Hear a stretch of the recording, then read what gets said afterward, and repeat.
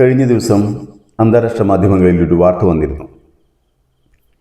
വളരെയധികം കരളലിയിക്കുന്ന, ഹൃദയമുള്ളവരുടെ കണ്ണീർ പൊഴിക്കുന്ന ഒരു വാർത്ത. അത് മറ്റൊന്നുമല്ല, 500-ലധികം റോഹിംഗ്യൻ മുസ്ലിങ്ങൾ കടലിൽ മുങ്ങിമരിച്ച വാർത്തയായിരുന്നു. ഐക്യരാഷ്ട്രസഭയുടെ അഭയാർത്ഥി ഏജൻസിയും അന്താരാഷ്ട്ര കുടിയേറ്റ സംഘടനകളും പുറത്തുവിട്ട വിവരങ്ങൾ പ്രകാരം ബംഗാൾ ഉൾക്കടലിൽ 2 ബോട്ടുകൾ മുങ്ങി 500-ലധികം റോഹിംഗ്യൻ അഭയാർത്ഥികൾ മരണപ്പെട്ടുവെന്നാണ്. ഈ സംഭവം നടന്ന് ദിവസങ്ങൾക്ക് ശേഷമാണ് വാർത്ത പുറലോകം അറിയുന്നത്. അതിനുള്ള പ്രധാന കാരണം അവർ ചോദിക്കാനും പറയാനും ആരും ഇല്ലാത്തവരാണ് എന്നുള്ളതാണ്. ജനിച്ച മണ്ണിലും അഭയം തേടിയ സ്ഥലത്തും പീഡിപ്പിക്കപ്പെടുമ്പോൾ പ്രതീക്ഷയുടെ തുരുത്തുകളിലേക്ക് ഒളിച്ചോടുമ്പോഴാണ് ഈ അപകടങ്ങൾ സംഭവിക്കുന്നത് എന്നതുകൊണ്ടാണ് ഈ ദുരന്തം സംഭവിച്ച് ദിവസങ്ങൾ കഴിഞ്ഞ് ലോകം അറിയുന്നത്. ഈ വാർത്ത പുറലോകം അറിയുന്നത് അപകടത്തിൽപ്പെട്ട ബോട്ടിൽ നിന്നും നീന്തി രക്ഷപ്പെട്ടവർ പറഞ്ഞും കടലിൽ പൊങ്ങിയൊഴുകിയ മൃതശരീരങ്ങൾ കണ്ടുമാണ്. മ്യാൻമറിലെ രാഖൈൻ സംസ്ഥാനത്ത് നിന്നും ജൂൺ അവസാനത്തോടെ പുറപ്പെട്ട 2 ബോട്ടുകളാണ് അപകടത്തിൽപ്പെട്ടത്. ഈ ബോട്ടുകളിൽ ഉണ്ടായിരുന്ന ഭൂരിഭാഗം പേരും മ്യാൻമറിലെ ആഭ്യന്തര സംഘർഷങ്ങളിൽ നിന്നും ബംഗ്ലാദേശിലെ ദുരിതാശ്വാസ ക്യാമ്പുകളിൽ നിന്നും രക്ഷപ്പെടാൻ ശ്രമിച്ചവരായിരുന്നു. പട്ടിണിയും പീഡനവും കാലവർഷക്കെടുതിയും പുതിയ അഭയകേന്ദ്രങ്ങൾ തേടിപ്പോവാൻ അവർ നിർബന്ധരാവുകയായിരുന്നു.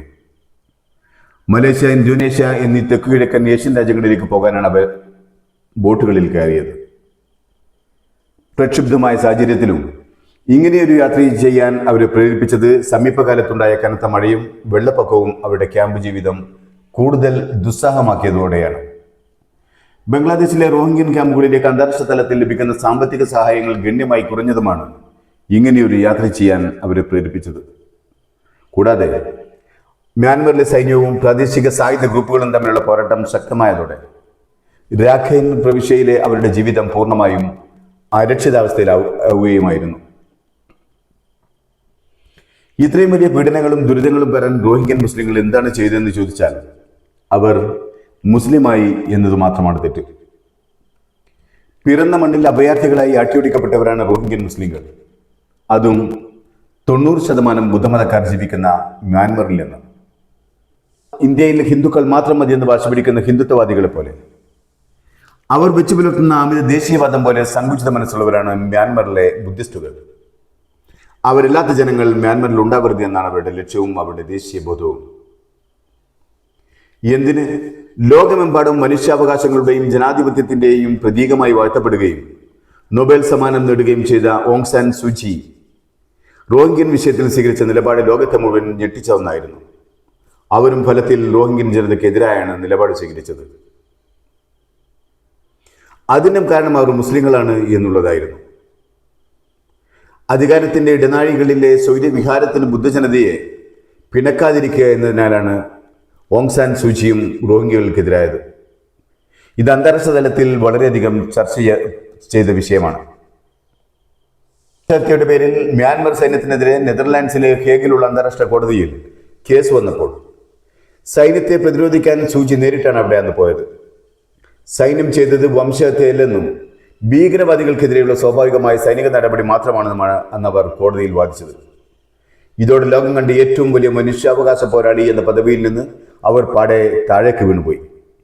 ഒട്ടനവധി നഗരങ്ങളും സംഘടനകളും അവർക്ക് നൽകിയ ആദരവുകളും പുരസ്കാരങ്ങളും പിന്നീട് തിരിച്ചു വാങ്ങി. റോഹിംഗ്യകൾക്ക് മ്യാൻമറിലെ രാഖൈൻ അഥവാ പഴയ ആരഖാൻ പ്രവിശ്യയുമായി നൂറ്റാണ്ടുകളുടെ പഴക്കമുള്ള ബന്ധമുണ്ട്. 8-ാം നൂറ്റാണ്ട് മുതൽ അറബ്, പേർഷ്യൻ, ബംഗാളി വ്യാപാരികൾ വഴി ഈ തീരപ്രദേശത്ത് ഇസ്ലാം മതം പ്രചരിച്ചിരുന്നു. ഇവർ പ്രാദേശിക ജനവിഭാഗങ്ങളുമായി ലയിച്ചാണ് ഇന്നത്തെ റോഹിംഗ്യൻ വംശമുണ്ടായത്. 1824-1948 കാലഘട്ടത്തിൽ ബ്രിട്ടീഷ് ഭരണകാലത്ത് ബംഗാളിൽ നിന്നും ഒരുപാട് തൊഴിലാളികളെ കൃഷി ആവശ്യങ്ങൾക്കായി ആരഖാൻ പ്രവിശ്യയിലേക്ക് ബ്രിട്ടീഷുകാർ കൊണ്ടുവന്നു. ഇവർ നേരത്തെ അവിടെ ഉണ്ടായിരുന്ന റോഹിംഗ്യകളുമായി ഇടകലർന്ന് ജീവിച്ചു.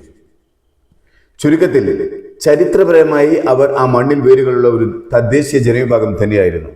എന്നിട്ടും അവരെ മ്യാൻമറിന്റെ പൗരന്മാരായി അംഗീകരിക്കാൻ തയ്യാറായില്ല. 1948 മ്യാൻമറിന് സ്വാതന്ത്ര്യം കിട്ടിയ സമയത്ത് റോഹിംഗ്യകൾക്ക് വോട്ടവകാശവും പാർലമെന്റിൽ പ്രതിനിധികളും ഉണ്ടായിരുന്നു.